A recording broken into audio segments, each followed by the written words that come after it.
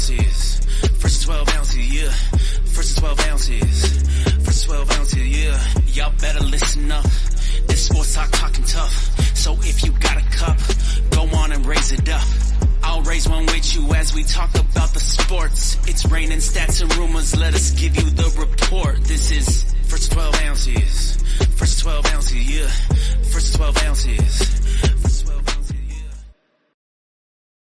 What is up, everyone? Welcome to First and 12 Ounces for episode 7. Interesting weekend this past weekend. We had some upsets, we had some big wins, we had some struggles, and we had probably the game of the year. Hands down, game of the year in Georgia-Bama. But we'll get into that later on in the show. Let's start off with Texas for once. Texas struggled early. It looked like the first half was a bit of a struggle until they settled in, and then kind of like you alluded to when we talked about it yesterday, they were Texas and they kind of just did their thing. Arch finished the game 26 of 31 for 324 yards and 2 touchdowns, with 6 rushes, 33 yards and a touchdown. He played lights out. He probably should have had another touchdown that was taken off the board, but hey, it is what it is. It was an ugly win, but an ugly win by 20 in the SEC is something that you can live with. And like I told you and Bo, I would rather them have a struggle game before this bye week going into Red River than struggle in Red River or struggle with Georgia after Red River. So, fun game. Like I said, sluggish start. We were kind of all into it and looking at it. Arch, yet again, showed that he is the future of Texas. DeAndre Moore had a big game. He had 4 receptions for 103 yards and 2 touchdowns. Came out of nowhere, and he was hurt last week. And Isaiah Bond had a huge game as well. The fact that our receivers, there's so many receivers that get so many pivotal catches and plays in the games that are just standing out more than anything else. Other than that, I mean, I really didn't see anything too concerning. Jaden Blue did have 2 fumbles. That's what I was going to bring that one up.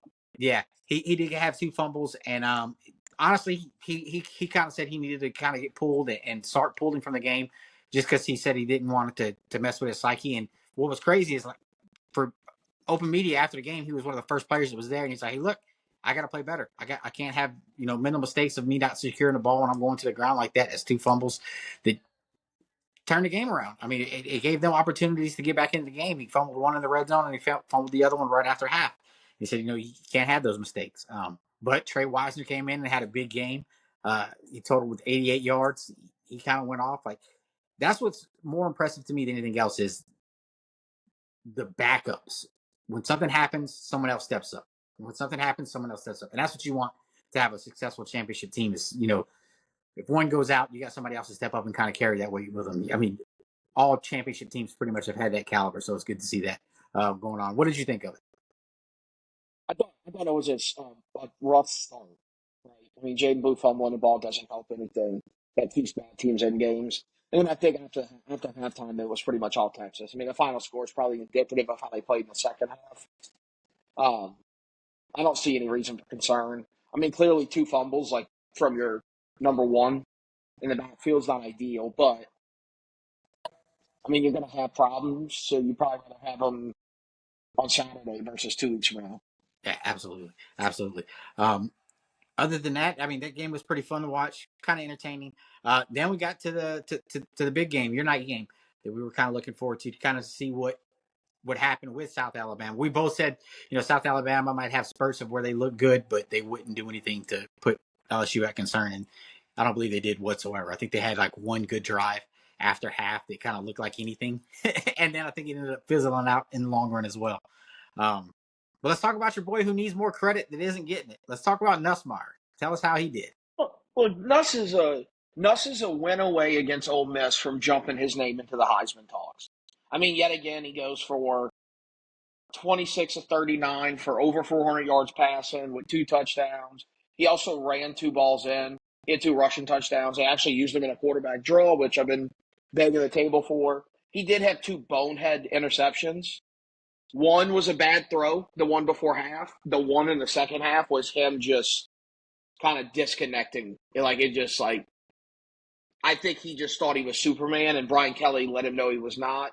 But I mean, overall, I mean, LSU did everything you wanted them to do. They started fast. I mean, literally their first two plays from scrimmage were 140 yards of offense and 2 touchdowns. So, or excuse me, their first 3 plays, they got to the 1-inch yard line on the second play. Caden Durham left the game with a toe injury. It's just a dislocated toe. He should be fine.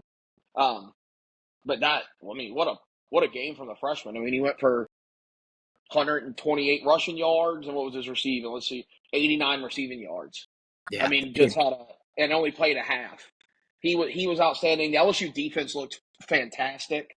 I don't subscribe to the notion that the defense is better without Perkins, but I do think there's a little bit of the coaching staff can coach in a freer manner when Perkins is not playing. Because when Perkins is there is this responsibility to make sure he has an impact. And it kind of felt like watching LSU for the last year and a half that's been something that they've struggled with. He's out this game, and the linebackers combined for, I want to say, 30 tackles. Greg Penn had 14 tackles. So, like, LSU played finally a stress-free brand of football. Yeah. They, in reality, outside of the opening drive of South Alabama in the second half, there was never even a moment where it felt like LSU wasn't in full control. Really good to see. You get a bye week. LSU's really not that injured outside of Perkins. Chris Hilton, their deep threat, should be back. Zy Alexander, their best corner, should be back. And then, like I said, Durham had a dislocated toe. So they should be healthy. Kelly said they're working this week. It's not a rest week. They're going to work. And I think LSU finally kind of like, I think people now can see what I've been screaming about for the last 2 weeks of like, they're not a bad team. They're pretty damn good. They're just not great, probably. But like they're not like it's not this team that's like they're a pretty damn good group with a guy playing quarterback as high of a level as anybody's playing it. Outside of maybe like Cam Ward and Milrow. Like he's in that same breath with the rest of these guys. I mean, yet again, just an unreal stat line and played great outside of 2 stupid decisions. But I'm very happy with how LSU looked. This is kind of what I expected, though. I said it all last week. So Yeah. While we were talking about the defense, somebody that's kind of stepped up, I kind of forgot to give him his flowers while we were talking about Texas. I don't know if you've been following along much about him. Colin Simmons for Texas is having an outstanding freshman year. He had 2 sacks in his past game, but before that, like he is just playing lights out ball right now. 7 total tackles. If the ball's around, he's around it. He had three tackles for a loss, and this was just in this game. Last week or the week before that, he was just as disruptive. He leads freshmen in pretty much every category when it comes to defensive pressures and sacks. The kid is just unbelievable. He's one of those guys that is an instant starter once you see him on the field and see him play. And he finally got his start this past week, and he lived up to all the hype. It was something awesome to watch and awesome to see. But let's talk about y'all's opponent coming up in 2 weeks. Ole Miss. Ole Miss had a stumble of a lifetime against Kentucky.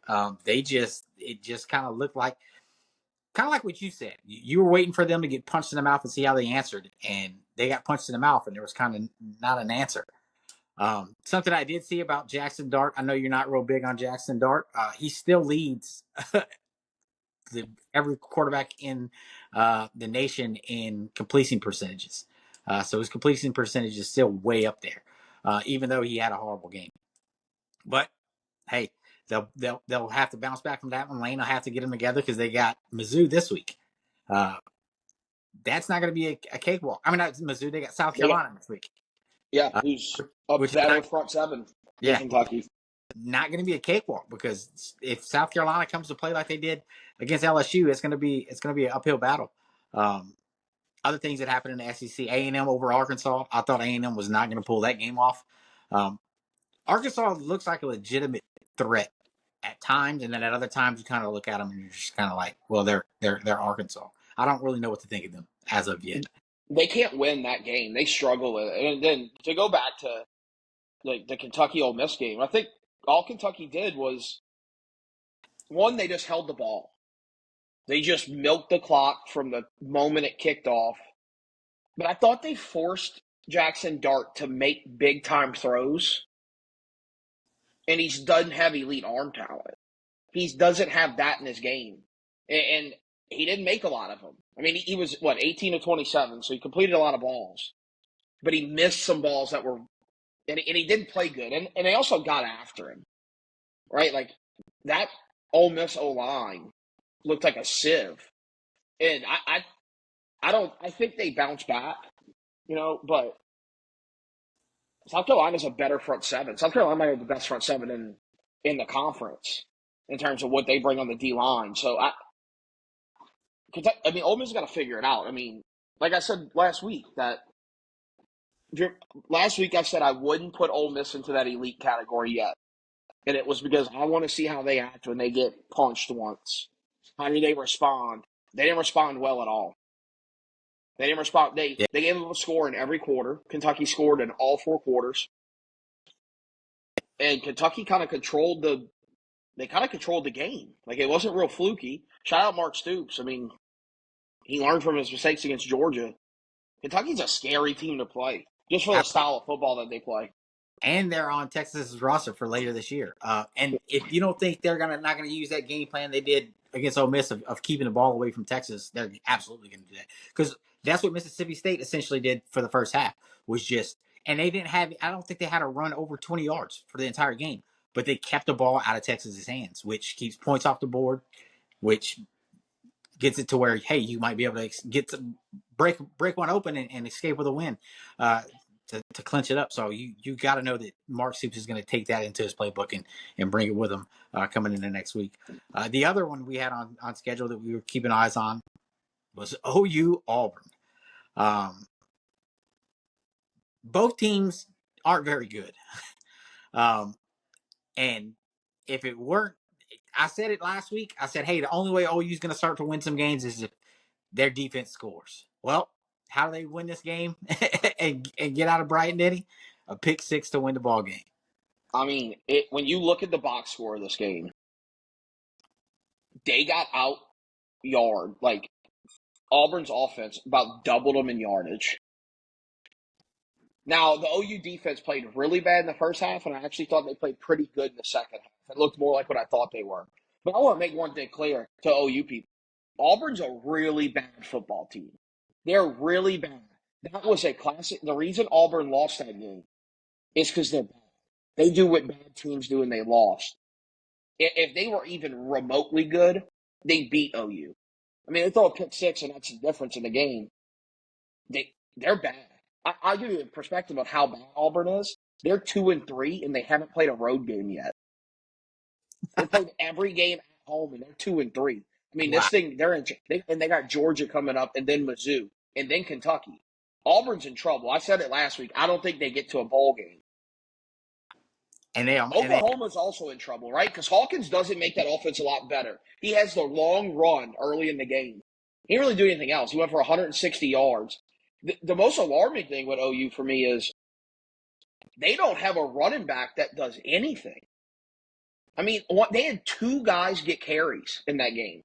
They threw the ball 15 times and only 2 guys got carries. They had 32 carries, and Javante Barnes, who's their running back, got 18 carries for 61 yards and averaged 3.4 a touch against an Auburn team that's been really bad against everyone they've played. That's a stat I love to hear going into Red River, because they're not going to be able to do it against Texas. They're going to have to figure it out, because Texas's defensive front is playing elite ball right now, and the secondary is probably playing the best that they've played in years. Dude, the wheels could come off this thing right now for Oklahoma. For both Oklahoma and Auburn, for both. I mean, obviously OU's got Texas next. Then they followed up with South Carolina and Ole Miss. I mean, they've got a 3-game stretch that I don't think they're the better team in any of the 3. And 2 of them, I think they're far outclassed. I think Texas and Ole Miss are significantly better. And South Carolina looks really good so far this year. And they get their quarterback this week. So you'll be going against Lenora Sellers, who's their quarterback. They may not win a game until November. And who's that? Who they play? Maine? That's Maine, because they get next week, and then they get Texas, South Carolina, Ole Miss is the month of October. They may not win any of those 3. they may be sitting here looking at a 4-4 going into Maine. Like, I mean, it's like they're in trouble, and they need like I want like this isn't me dogging on OU people. I know we got a lot of OU guys that listen for whatever not whatever reason. Obviously, we know why, but you're not very good, and you're in trouble because you're about to play teams that are significantly better than Auburn, and you didn't look very good. I mean, you should have lost. Whatsoever. Reality. Yeah. I was watching the game, a good little bit of it, and then I forgot what other game was on at that time. I think the Ole Miss game, wasn't it? No, that was the same as y'all. Same time as y'all. Oh yeah, I was flipping. I was flipping back and forth. I was flipping back and forth. I did see their opening drive. Their opening drive looked good when he had that long run, and then after that, I didn't see anything that looked noteworthy besides the pick six. We'll see. We'll see how it comes out. I don't I don't like their I don't like what they showed going into Red River, but we'll see. And their celebration at the end of that game was kind of crazy to me. Coaches crowd surfing in the locker room, like, okay. Okay. Okay. I think they kind of know they're not that great. I mean, he had the 48-yard run, right? Yeah. Hawkins. If you remove that, they ran for 80 yards. They had 240 yards of offense. That is nuts. Like they only ran for 80 yards against a bad Auburn team. Like, and again, you can't remove that play. It happened. They did it. But like, I view this the same way as I was talking about LSU's defense when it came to the run. You can't remove those because they happened. But it's the same thing as like for LSU. I was like, you're one or two plays from fixing the run defense. From Oklahoma, you're one play in this game from it going. You have an 80 yards rushing. Yeah. Like, you're in trouble because he only threw the ball 15 times. Like his QBR was 67. I mean, and obviously Jackson Arnold's not the answer. I don't know what they do. And then the defense did look good in the second half. They made plays when they had to. But I do think it's at least somewhat alarming that you're putting so much pressure on that defense where Peyton Thorne, who's been a bad quarterback, went for 338 yards and 3 touchdowns. Now, a lot of it's in the first half. A lot of that first half yardage. Yeah, but you got to take that. That's a lot. Yeah, because you're going to have Quinn Ewers coming back off of injury, and like I don't know if you can take this game plan, which appears to be how they're going to coach this thing going forward, which I think they have to based on the production. They kind of have to coach this thing through the lens of we have to make stops and hope we get an explosive play on offense because we can't really have sustained drives. We're not good enough at the line of scrimmage. We've got to play this defensive thing. I think they try to take a page out of Mississippi State's handbook in the first half. I think they try to hold the ball. The problem is they don't run it well, and they got a really bad line. I don't think we'll talk next week. We'll actually do predictions. Looking at it from here, I don't see where Oklahoma has any. I don't know where they have like a legitimate angle to say that they can. They don't have an advantage. I guess is what I'm trying to say. I'm not going to say they don't have a chance because it is a mega rivalry. They don't have any advantage on paper anywhere. Yeah. I mean, I'd be very, very nervous if I was an OU fan. Yeah.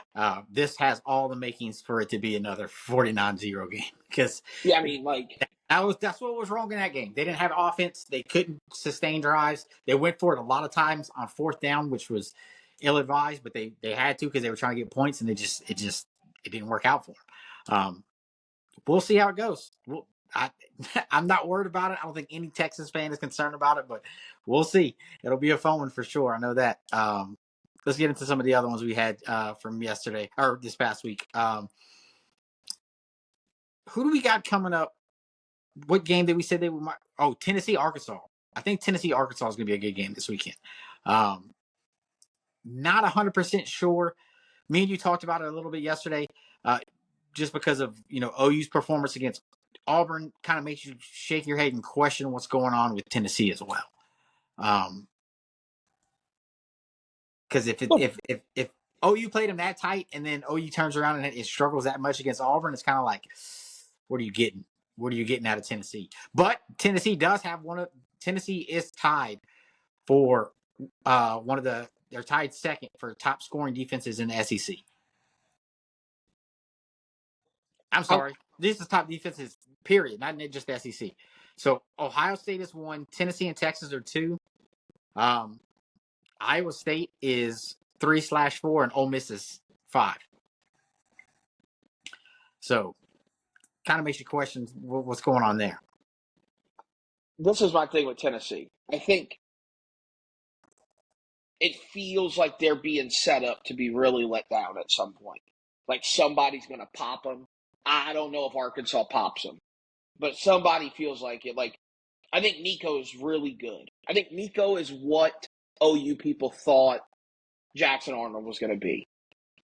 But the reality, the harsh reality of Nico is he's 10th in the SEC in passing yards. He is 9th in the SEC in touchdowns. He's not having this, when you talk to Tennessee people, they'll bring up that he should be in the Heisman talks and nobody's better than Nico. He might be the best quarterback in the country. In reality, he's not. Yeah. And he's a freshman. He's very talented. Yeah. Outside of those first, what was it, two or three games where he was just kind of lighting it up and looking phenomenal, then it kind of set. Now it's kind of set. We're getting to the point of the college football season. Next weekend will be the weekend. So next weekend is why the slate's so enticing for October 12th. Because by then you know who everybody is, kind of. The painting has already started to form and you can see it. So we gave Nico so much credit because they lit up NC State. And then NC State gave up 60 points to Clemson. Like, you find out, no, NC State's just really bad on defense. Like, the picture's starting to come together, which is why it's hard to make a lot of claims early. And again, I think Nico's good, but I don't think Tennessee's ranked 4th. I don't think they're the 4th best team in the country, right? I think they struggle at some point this year, which they should. I mean, they got a freshman quarterback, like, in a conference that seems to have the 3 best teams in the country in it. Like, they should struggle at some point. Yeah, absolutely. Speaking of that, let's get to the top two teams in the country and the top 2 teams in the conference before the end of that game Saturday night. Talk about shocker. Bama comes in, puts their foot on Georgia's neck, and is just like, hey, not happening this year.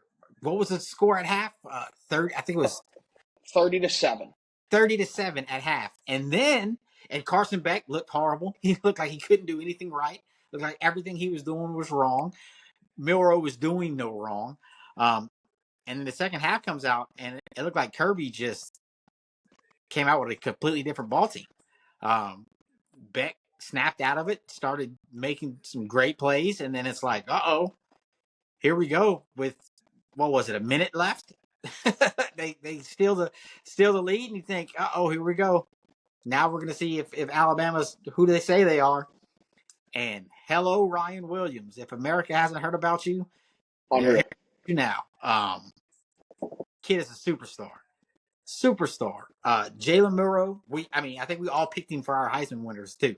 He looked all that and a bag of chips. What a hell of a game. Yeah. About it. The game reminded me so much of the 2019 LSU-Alabama game. Because in that game, it was flipped. LSU got out to a huge lead, and you knew, man, the team on the other side of the field is too good to not make this a game. In reality, when you look at the box score, Georgia calmed it down after the first quarter. So Alabama went up 21-0, and then it was 9-7, 8-3, 19-8. Like, Georgia calmed it down after the first quarter. They got ambushed. I thought Beck at points looked like he was the real deal, and I thought at points it looked like they're missing something there. Yeah. And on the contrary, Jalen Milroe looked like the best player in the country. It looked like he went, I'm going to win the Heisman Trophy tonight. He's better than Cam Ward. He outplayed everybody. It's the most pass attempts he's ever had, and he went 27 for 33.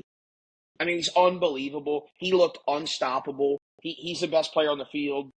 He gives them a chance against anybody they play. But also, when I talk about this game, like we said going into it, I still think Georgia is one of the best 3 teams in the country. Like, I think they're going to play again. I got a feeling, whether it's the SEC title or a playoff game. Like, they feel like they're two teams that are going to meet again. Yeah. Yeah. Unreal game. Unreal game. Kirby Smart is the best coach in the country. I think he proved that even in the loss. Like, just to get him back to have a chance. There ain't a lot you can do against a guy like Ryan Williams and Jalen Milroe. Ryan Williams is maybe the best receiver in the country. Absolutely. There's no argument from that. I mean, I think that as well. But then you got to think. So, they go down, they score, then Alabama comes back and answers super quick. But then you got to give Beck credit again because he drove his team down again to try to steal the game away again. And then what a great play by another freshman with the number 2 on his jersey.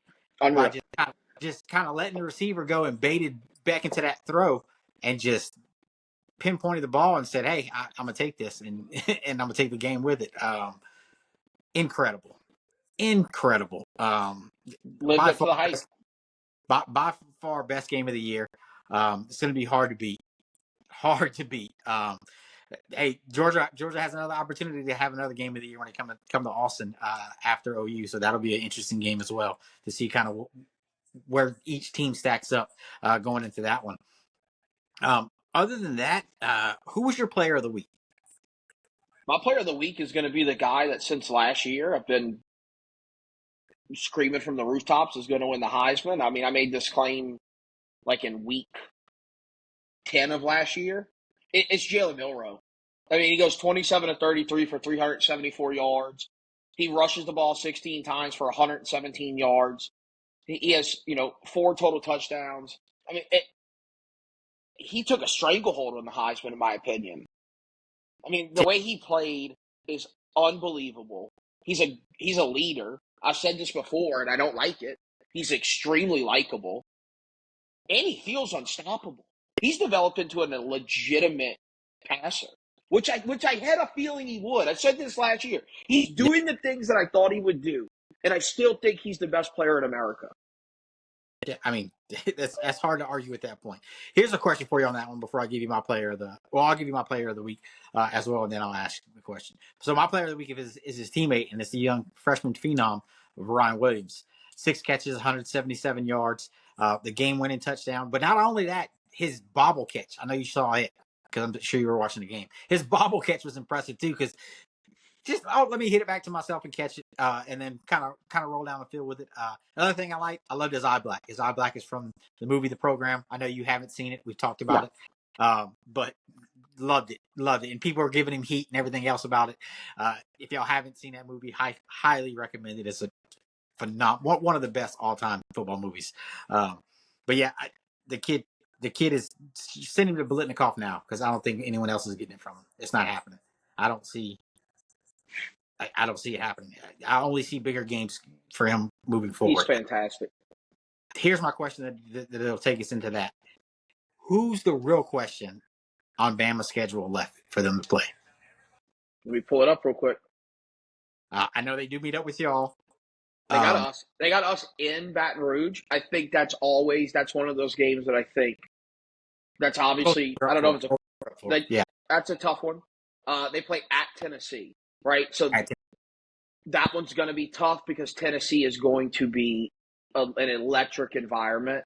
Yeah, and Tennessee defense is good. Tennessee has a legit defense as well. And that's really about it. Like, they go to Oklahoma. Obviously, I don't think that. They get Mizzou, but they get Mizzou at home. Yeah, so I think the Tennessee game and then the LSU game. Yeah, Tennessee, y'all's pretty much it because they have no issue with Auburn, even though I know it's a rivalry game and everyone – the Iron Bowl, this and that, but no, I think it's going to be one-sided on that way. But yeah, that was a question. Cole was talking about it too. He had mentioned to me earlier. He was saying he didn't think they really had much competition left besides you guys, and I forgot. I think he said it's at Tennessee as well. But we'll see. I mean, I'm interested to see how Georgia bounces back from this because I believe Georgia has a bye week this week too, don't they? I believe so. Yeah. So they'll have a bye week. No, they play Auburn. So, okay. Yes. So, yeah, bye week-ish. Yeah. They should beat the shit. Dude, Georgia's got their toughest schedule in the Kirby Smart era. because they got to go to y'all, they got to go to Ole Miss, and they get Tennessee. They got the toughest schedule of the Kirby Smart era. Like, they may drop another one. They may drop another two. Yeah. Right? Because the Texas game feels like a coin flip, and Here's the then question, who knows what Tennessee looks like. So if they do drop it up, so say they drop to Texas, what do their playoff chances look like? I think, here's the deal. I think if they drop to Texas, I think the playoff chances still have legitimate life in them because Clemson's going to just keep helping them. And then they still got Ole Miss and Tennessee later on. So, like, they still got more chances at it. Now, obviously, it hurts them, right? I think this to be an interesting – because what really gets weird is if they beat Texas. And then you got those two teams with one loss. Yeah. And then Alabama drops one to somebody, and all three of them have one loss. Then it's going to be SEC. Like, I forgot the tiebreaker. The tiebreaker is crazy. I think it's like your best win against the highest seed you've played that year. Yes, to be nuts. There's a chance this thing can get messy. So essentially, if Georgia beats Texas by 3, and then it comes down to your biggest win versus your highest ranked opponent, Texas has got the leg up because they got such a big victory over Michigan. So essentially, Georgia's going to have to go in and beat somebody. Well, worse. unless Clemson keeps winning. It's the same thing with Michigan too. Michigan keeps winning, so it's like those resume things. No, I think it's at the time. I think it's the ranking at the time though. I don't think it matters after you play them. Because LSU's got a chance to do a really funny thing. They've got a chance to hand Alabama that loss. If they get there and LSU only has one, then they would have the number 1, and LSU can sneak in and go, hello, we're here again. Because realistically, LSU's got Ole Miss in 2 weeks, who seems like they've got some they got some kinks in the armor. Then you get Arkansas and A&M.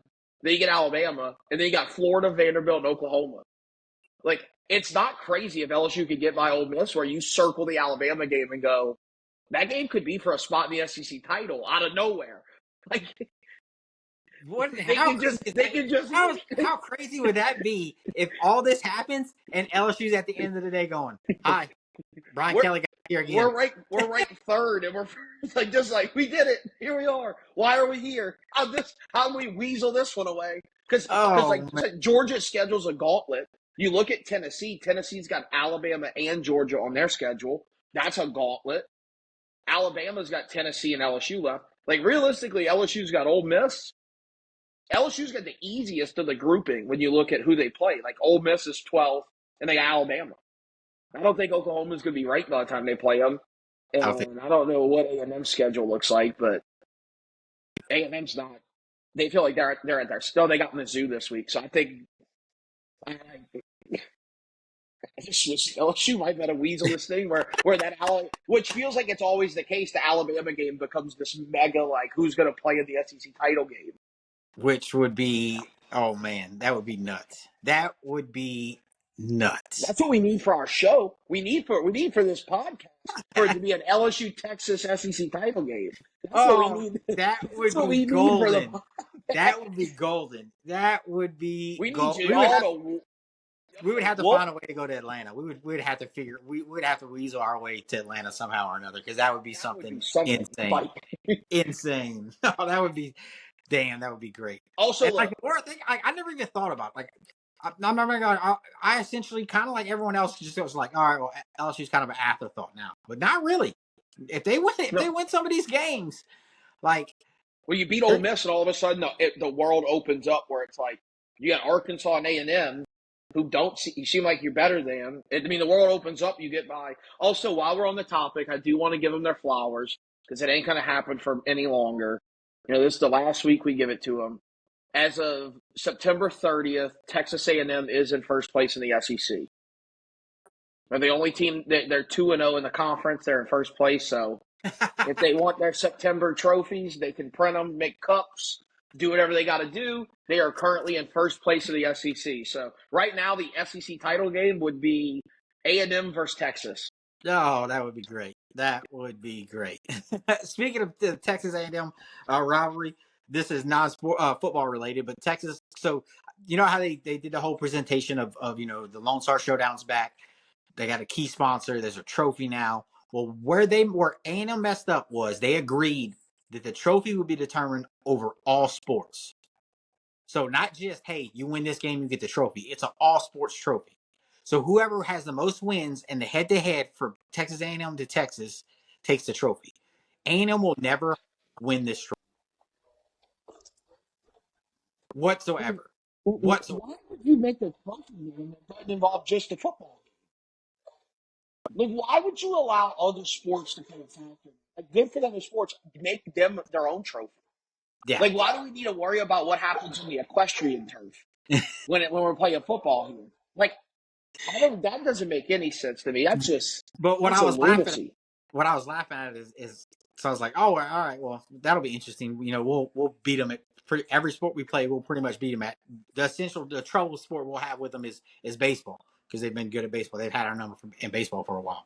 But currently, Texas leads 2-0 in the Lone Star Showdown. Our volleyball team destroyed them, and then our soccer team just shut them out yesterday night. So it's like, all right, now you're 2 down already. So even if you win your next sport, the trophy still stays in Austin because it's 2-1. Like, I don't understand. When they first announced that, I was like, that is dumb on y'all That doesn't make any sense whatsoever. Here's the interesting fact that I saw too. Who do you think the top 10 pass pro teams are currently? Pass protection. LSU may be high up there. They've gone like 2 or 3 weeks without giving up a sack. LSU is number 6. I think they haven't given up a sack since I want to say they haven't given up a sack at all. They have 0 sacks. It's a crazy number. But they have 5 hits on their quarterback and 16 hurries. Texas is number 1. Texas is 1. With 1 sack, 4 hits on the quarterback, and only 8 hurries. Number 2 is Navy. Well, that's probably also somewhat the offense they run, right? I think you got to run pass. I mean, you essentially have to run some type of pass to be considered pass pro. Ohio State is number 2 or number 3. Oklahoma State's number 4. UConn's number 5. LSU is 6. New Mexico is 7. Or actually, New Mexico is tied with LSU for 6. I apologize. Then we go Texas State, Mizzou, and Indiana. Some teams that I kind of didn't really hear about. Here's what's impressive about LSU being 6th. LSU leads in attempts in the country. LSU's got 200 passing attempts. So they've got the most shots at it where, let me see, Texas isn't in the top 50 in attempts. Navy is also not in the top 50, obviously. Let's see where Texas would fall in this list of attempts passing. How about both service academies being undefeated for the first time in I don't know how long? What do they do? I mean, selection happens like that day. Like, what happens if one of them or both of them are sitting there going, whoever wins this is the G5 team? Like, what if that turns into the Group of 5 national championship? Like, whoever wins this plays in the playoff. That's gonna be awesome. Hey, dude, hats off on them too if it ends up that way. Because I mean, essentially, I think Army's got Notre Dame left, and other than that, I don't really know. I actually pulled it up, but I mean, hell yeah, service academies. That's probably one of my favorite games too of all times. I always love watching Army Navy. My old driver when I was in the fire service was a Navy guy, so I always pulled against him and went with Army. So let's see, who does Army got left? Army has Tulsa, UAB, East Carolina. I mean, yeah, essentially their toughest game is Notre Dame. That's pretty much it. Yeah, they're favored to win every game but that one. Or the ESPN advanced whatever their prediction deal. Yeah. And let's see, who does Navy got left? Navy has. Oh, bring that up for me. Just bring up Navy's schedule. How incredible would that be, too, though? If that's how it ends up. Yeah, that thing turns into just being the. Navy also has Notre Dame. Navy has Notre Dame in 2 weeks. So they got Air Force this week, which Air Force is been horrible this year. Then they got Charlotte, which should be another win. And then they got Notre Dame. And, I mean, we know how big Bo is on the midshipman's quarterback currently. Horvath, he's playing lights out. So that's going to be some issues coming in. Are they playing? I think they play at Notre Dame too, which, hey, man. But realistically, they could probably lose that and still be. Like, if they just play that game tough. Yeah, just they'll be one loss in their conference and have the G5 bid come down to them, and that is nuts. Notre Dame's got to go. It's going to Annapolis to play them too, so it's a home game. So that place is going to be rocking. That might be one of our game of the weeks too. Might have to be, depending on what it looks like getting to it. Absolutely. That is crazy. I didn't even know that. Yeah, because I don't see them losing to Air Force or Charlotte before that game. So that's gonna be a big one. Oh no, it's a neutral site game. I'm sorry. That's weird. Why would they play them in a neutral site? I wish it said where the neutral site is, but it doesn't. All right, let's get into it. What else do we have left? That's pretty much all we got from this past week. This upcoming week, we did talk about some of the games we got coming up. None really jump out more than, I believe, the Mizzou A&M game seems like probably the biggest on schedule, which is kind of not. Yeah, exactly. I mean, the Ole Miss South Carolina game is also a big game, but as far as two top-ranked teams, Mizzou and A&M kind of lead the way. We do have a national championship rematch in Michigan and Washington. Washington's kind of not anything anymore, I don't believe. But They're favored. Washington is crazy. Washington's favored by 3. Wow. Okay. Let me confirm real quick. But when I looked at it this morning, they were. Okay. Yeah. Yeah. Washington is favored by 2.5. And the ESPN analytics give them a 60% chance to win. Here we go. Damn. Okay. Yep. Well, that's pretty much it, man. I ain't got anything else for us. It's kind of going into a bye week, so we don't got as much as we normally have, and we both came off of some pretty easy wins. Outside of the Georgia-Bama game, Ole Miss game was kind of interesting to watch. Oh, before we leave, Travis Hunter. Oh my God, Travis Hunter, unbelievable. He is getting overlooked by what Georgia did and what Milroe and Ryan Williams did, but right now I think it's the race for the Heisman's out of Milroe and Hunter. There's no one close to those two right now. Hunter is playing lights out on both sides of the ball. And I mean, hey, how about a big win for Colorado? There were double-digit dogs going into that game, and they handled UCF. Handled them. Yeah. And their defense is actually showing up, so it's kind of like, hey, maybe there's something to reckon with for moving forward, but we'll see. Other than that, I think that's all we got for y'all.